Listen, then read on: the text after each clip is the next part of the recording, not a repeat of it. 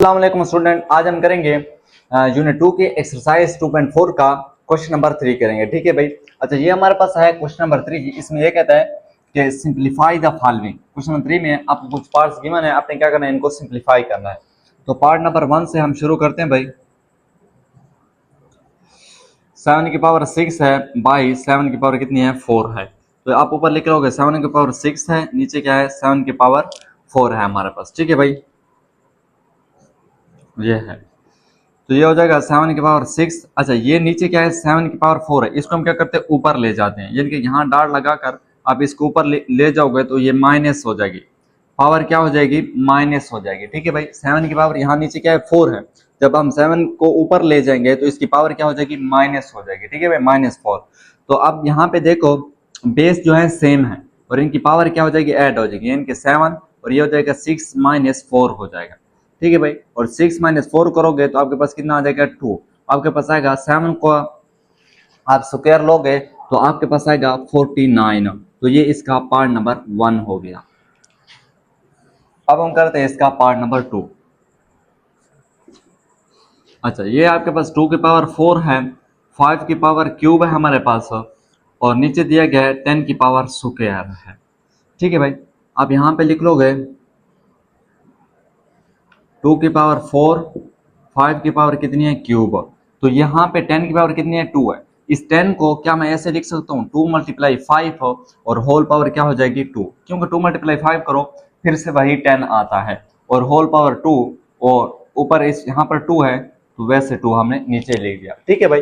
अच्छा, यहाँ पे आप लिखोगे 2 की पावर 4 हो जाएगी, ये 5 क्यूब हो जाएगा, और इन पावर को हम क्या करते हैं, अलग करके लिखते हैं। यहाँ 2 की पावर 2 हो जाएगा और 5 की पावर स्क्वायर हो जाएगी। ठीक है भाई, ये हो गया।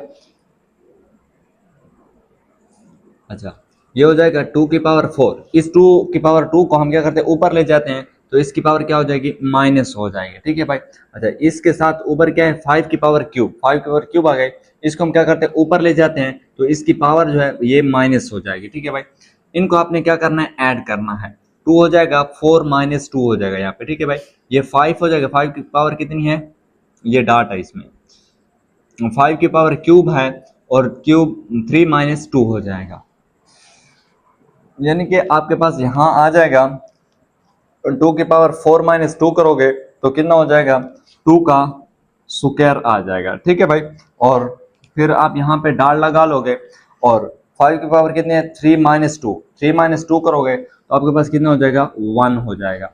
यानी कि 2 का स्क्वायर करोगे तो 4 हो जाएगा, 4 × 5 हो जाएगा, आपके पास आ जाएगा 20। ये इसका पार्ट नंबर 2 हो गया भाई। अब हम करते हैं इसका पार्ट नंबर 3। तो यहाँ पे आप लिख लोगे भाई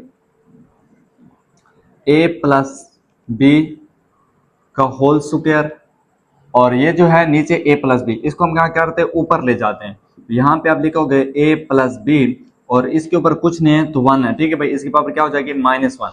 a+b का होल स्क्वायर ये आ गया। ठीक है भाई, नीचे है a+b, हमने क्या करना है, इसको ऊपर ले जाना है, इसके साथ लिखना है। तो मैं ऊपर ले गया तो इसकी पावर क्या हो जाएगी, -1 हो जाएगी। फिर इसके आगे आप ये लिखोगे c+d, और इसकी पावर कितनी है, c+d की क्यूब है। और इसको, इस c+d को आप क्या करना है, इसको अपने ऊपर ले जाना है। तो यहाँ पे आप लिख लोगे c+d, और इसकी पावर कितनी है, 2, ये ऊपर जाएगी तो क्या हो जाएगी, -2 हो जाएगा। ठीक है भाई, और होल पावर कितनी है आपके पास, क्यूब है। ये आ गया हमारे पास। यहाँ से आप लिखोगे, अच्छा, यहाँ पे आप लिखोगे a+b की होल पावर कितनी है, 2, और a+b की होल पावर यहाँ पे क्या है, -1 है। तो बेस दोनों की सेम है तो पावर क्या हो जाएगी, ऐड हो जाएंगे। यहाँ पे आप लिख लोगे भाई a+b, और पावर हो जाएगी 2 - 1 हो जाएगा, 2 - 1 आ गया। ठीक है भाई, यहाँ पे आप डाल लगा लोगे, और यहाँ पे आप लिखोगे c+d कितना है, क्यूब है, 3 लिख लोगे, और ये -2 हो जाएगा। ठीक है भाई, और होल पावर क्या आ जाएगी हमारे पास, क्यूब आ जाएगी।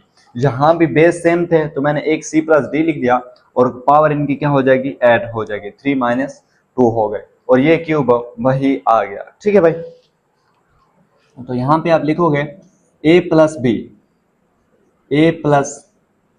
हो जाएगा, और 2 - 1 करोगे तो 1, इस पे यहाँ पे 1 नहीं लिखते, c+d आ जाएगा, यहाँ से c+d 3 माइनस 2 करोगे तो ये भी 1 हो जाएगा, और होल पावर कितनी आ जाएगी हमारे पास, क्यूब आ जाएगी।